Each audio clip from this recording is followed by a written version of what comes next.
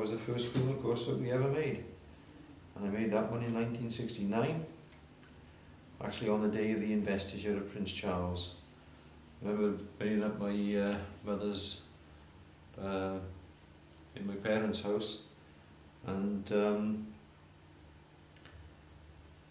I was learning how to carve. I used a dessert spoon just to learn how to carve out the bowl of the spoon. And these are some of the chisels then that I used. That was the first gouge that I ever used. And I used that one to gouge out the bowl of the spoon. And then the difficult bit on here is using the chisel really to make it down there flat, so I got a nice raised heart. Simple initials then carved with the flat chisel in there. And that was my first love spoon. And then you wanted to progress, didn't you? Yeah. You wanted to progress and have a story in the spoon. And we talked about it, and you did a very simple story of Cupid's bow, and then the love's birds, and then a little cottage, and the Prince of Wales feathers. That's right. And that was the second spoon. In fact, if I take it on there, and there's a little story in there. You've got two hearts, one at the top, one at the bottom, with our initials carved inside, and a little coping saw. That was the one I used to do a lot of the work on that one. Little coping saw like that. And of course, that was used. So I was really learning how to carve with the love spoon. You pop it in the vise, you pop that inside, you cut all the fretwork bits out, and that's the story. At that time I was thinking that we would never sell a love spoon, but I would use the love spoon possibly like a diary to record different events that happened. So this one here, that was our first wedding anniversary, wasn't it? And again we had the idea to record the two languages that we have in Wales. And of course the love spoon, it's all about mixing and blending. So you're mixing and blending the two personalities together, and on this one you're mixing and blending the two languages together. Again, we use this symbol again, the K and the T and the J inside a heart. We started that one on the 70 spoon, and I had the idea that we would always put those initials on our spoons, and we'd always use teak. So again, teak love spoon. So I was starting to sort of make my own rules and regulations about love spoon carving. And then of course this cross, symbolising the red cross in fact. And that's really when the whole the whole idea then of our love spoons took a new dimension. It changed things because Jill was ill that particular year, and that's the year that we became Christian. So there's the Lamb of God there, and I'll do this bit now because I didn't particularly want to be a Christian. And you see there's a little flaw just where the cross is. It actually broke, and that's a tiny little flaw. You can just turn it around and you can see where the glue is re-gluing the cross inside. And it's most unusual for teak to have knots in it, but that seemed almost destined to actually break. There was a void, a flaw there, and we've repaired it then, and it hasn't broken since. So that was the spoon for 1972. 77 spoon. So a little addition to the carving, we've got another way to portray the birth of a child. So there are links, two links in fact, because it was the birth of our second child, Benjamin. So Benjamin, Matthew, the first child, Benjamin the second. Emmanuel in the centre, of course, means God with us. And then we see a crown at the top, recording the Queen's Silver Jubilee, 1977. That one you used, didn't you? Because you wanted to see how you could do a link, like a chain. Yeah. And the idea of that really was that so you could actually wear that spoon. Yeah, go on then, see if it'll be Well, I don't know, it might do. Yes, Don't I know think it it will. will. Yes, it will. Oh, Yeah. so it that was does. the idea. Yeah, that was the idea. Fits round my neck. Yeah. Very appropriate. Steady now, don't go and break it. Oh my goodness. We've had this trouble before. There we are. Can't show that bit. Okay, so there we are. And you see a little tiny swan, partnering for life. The initials are on there again. Very simple, 1 penny for our copper wedding anniversary That's right. that year. Now we turn it onto the back, and a sad bit on here, an M and an F, Rhodesia, Mary Fisher, an Elim Pentecostal missionary, went out to Rhodesia, but sadly was murdered in the uprising in Rhodesia, and that's for 1978. This was for the birth of our third child, Michaela, and this time the idea is there are 3 seeds carved actually inside the hands, and the hands of course represent the hands of Christ, and so that's Michaela's spoon.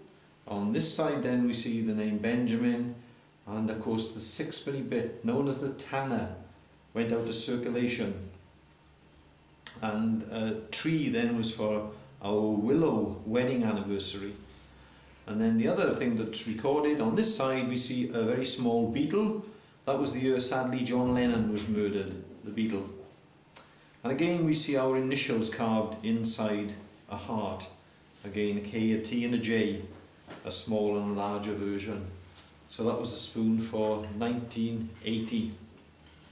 From 1969 to 1980, we were bringing up a family, so we were learning to be parents, but we were learning in the business and trying to build our confidence with the carving, the same as we were building our confidence in the business. And generally those years were very much a learning curve then, you know, if they use that sort of word today. I mean, we started our business in 1975. Yeah. And in 1975 we were in a recession as a nation, and people were being encouraged to start their own businesses as a means of income because there weren't any jobs for anybody to have really, and within a year or 2 years they were collapsing and going bankrupt. And when we first started here in our little workshop, we sold all sorts of little wooden items, and the first item that we actually sold was a set of egg cups that you used to make, and you used to make 4 egg cups on a stand that you could stack. And our first customer was the minister, the vicar who married us, and he came in and he bought a set of egg cups as our first customer. And a lady from the village up in East Williamston would come past in her car with her husband, and when she saw that we'd opened a business here in Cold Inn, she didn't think we would last 6 months, and she was waiting for us to close our doors and collapse. And it didn't happen. We just kept going. And we were very, very fortunate because our first year, I think, we only took about £300 for the whole year. It was 500. £500 for the whole year. So it wasn't an easy time. In fact, it was a very difficult time, wasn't it? Yeah. Especially when we had a young family to keep we used as well. to depend on an overdraft In the winter. in the winter months. And then the season then only really lasted. We had a little. You'd start in Easter, and then you'd do a little bit of business at Whitsun, and then the main summer season, and then it would all be over by October. And then you'd have to start. Well, I do other work, wouldn't I? I do carpentry jobs to try and boost try and boost the income. income. And I used to take in, and because my father had a sweet shop in Tenby, then I would take in, he said he'd give me some money if I made fudge for him and did homemade chocolates. So what I used to do is put the children to bed and then get all things out like that to start making things so that it would boost a little bit of sales for the income. So it really wasn't easy to begin with. And of course, a lot of people were asking us, would we sell the love spoons? And we were trying to sort of we were trying not to sell the love spoons because we felt that they meant something sort of special to us, and that we would help people to make their own spoons, but we didn't sell the spoons. We didn't sell the spoons. In 1981, we decided to have a bit of a break with the sort of tradition that we were forming. So this is the spoon for 1981. As you can see, it's got a simple rugged cross, and it's got a candle representing the light of the world, and on the candle then you have the name Nicodemus. And the idea of this spoon is that as the candle burns, so the word Nicodemus disappears, and you're left then, as that candle would burn down, you're left with the two letters at the bottom, US, which is us, and of course we disappear in Christ.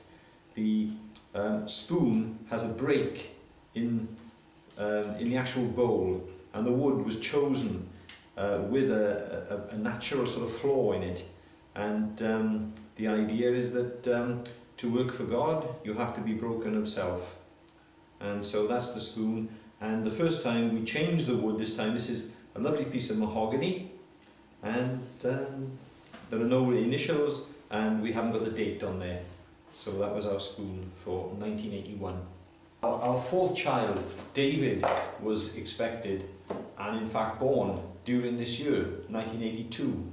So we didn't want to go back to the tradition, so we decided to express children in a different way.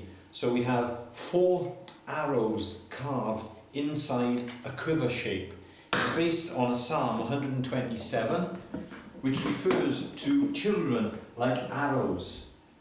And so the arrows are actually carved inside using a variety of different chisels. That one in particular, we had to carve inside. We had to take away the wood that we didn't want, and ending up with the 4 loose arrows inside. There's approximately 100 hours work on that particular spoon, and it's very relevant for 1982 because although it was a strange way to portray children with arrows, it was 1982, the year of the Falklands crisis.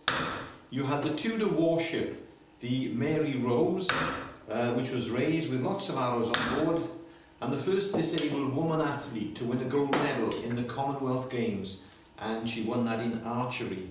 So the arrows were quite relevant for that particular year. And these symbols then, you have the light of the world, the good shepherd, they all refer to Jesus, the way, and of course the cross at the top. One of the main news items for 1984 was the situation in Ethiopia.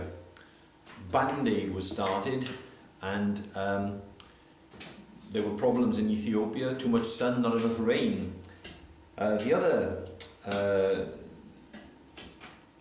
news item was the miner strike, and so I could see on the television the pit head that they were showing, so that gave us the idea of the balance, and together with the sun being carved on one side, the rain on the other. What we were trying to say is how fortunate we are in our country to have a balance of sun and rain compared with countries like Ethiopia. A word grace carved on a cross interprets God's riches available in Christ for everyone. How do we receive God's riches? We simply open our hearts. It just says thanks to God for the harvest. Is the key to life your hobby? Carving, love spoons maybe, or whatever. The idea is that Christ is pulling us through life and helping us as we go through life. Is the key to life money?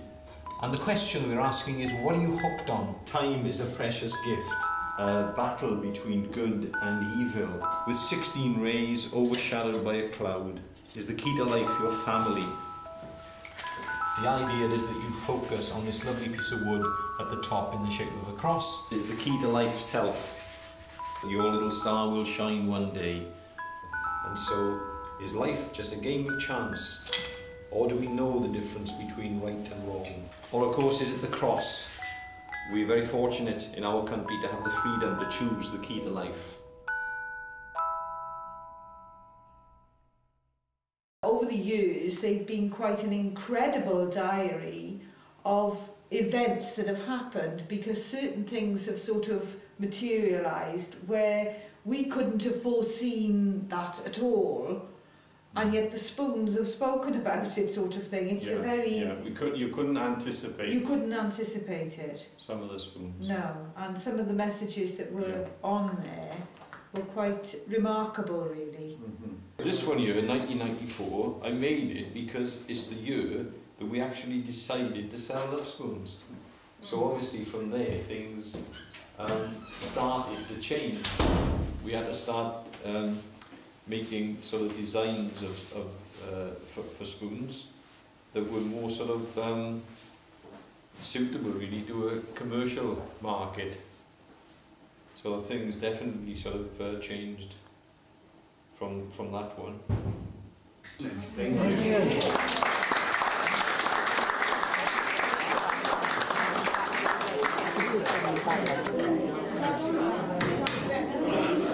This is a little bit of mahogany as well. As well as the ash, we use things, local timbers, things like the oak. You've got fruit woods, things like apple, cherry, pear and plum. Get it all local, do you? It's all sourced locally. Yeah, I mean there's timbers like that one, there's a bit of mahogany. But basically when we get our mahogany, the main sort of sources that we get that from, we get it as offcuts from carpentry and joinery firms. And we'll also reclaim it from old furniture, old fittings, that sort of thing as well. So, I mean, we've had things like, we had a headboard and a footboard that was walnut, and that's ideal then for carving because you don't have to worry about seasoning timber if it's already been used for something else. But as I said, all sort of sourced locally. The only wood we had recently, we had a few unusual timbers like lace wood, the London plane that is, purple heart, acacia, things like the zebra wood as well. And we went down to Somerset, the Yandles, they had a trade show down there, and we bought some unusual timbers down there. But other than that, it's all sourced within the local area. But as well as I said, we've got a bit of ash, we've got a bit of laburnum there as well. We've got Burmese teak, that there's silver birch, we've got Dutch elm, we've got the maple sycamore, we use the maple itself. Basically, because it's linked with sailors and seaports, we've got a lot of freedom to use different timbers. Have you got a preference? That one there, the Burmese teak, that takes some beating. That's really nice for carving. What it is, because you've got the teak oil in the actual, you've got the teak oil in the wood itself. It means that whilst it is technically a hardwood, the gouge glides through it nicely.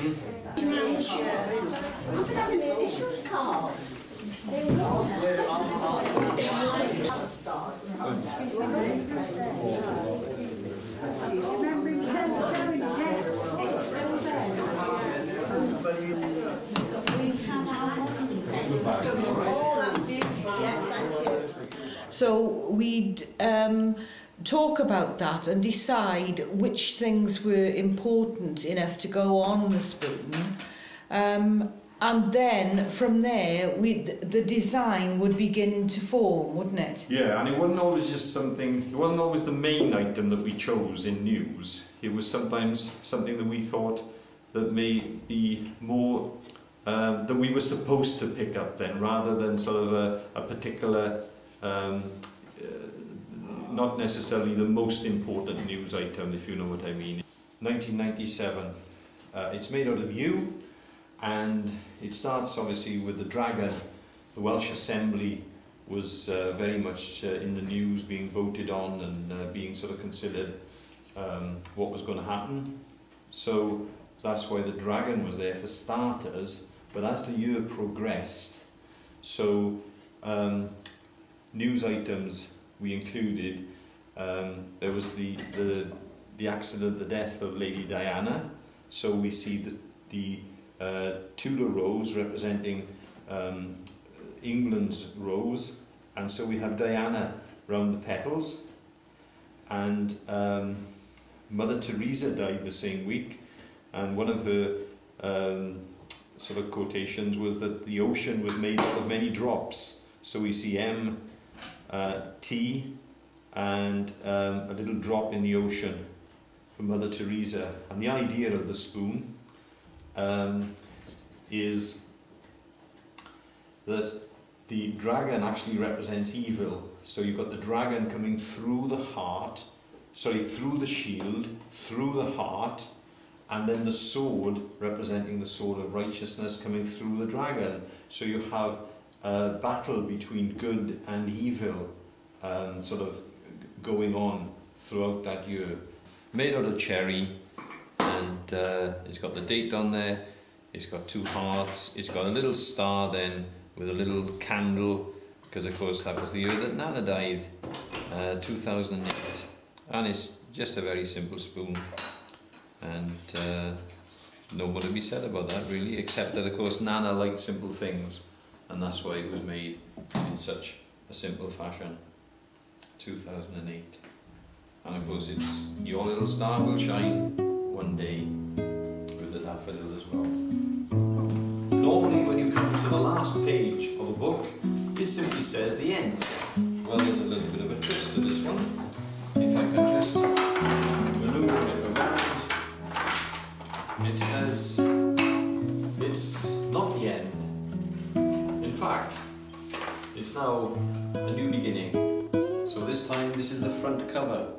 A new beginning. We see the Nativity, the crucifixion, Alpha, Omega, and the gates of heaven are always open. So it's a new beginning, it's a new book. We go to the first page, and as you can see, it's blank. And the reason for this, we don't know what the future holds. To turn it into a love spoon, what we did, we carved a bookmark in the shape of a love spoon with the name Joshua. That was our first grandchild, of course, Joshua, born in 2009. A little ship on the ocean means we hope he will cross the ocean of life safely. How do we receive God's riches? We simply open our hearts.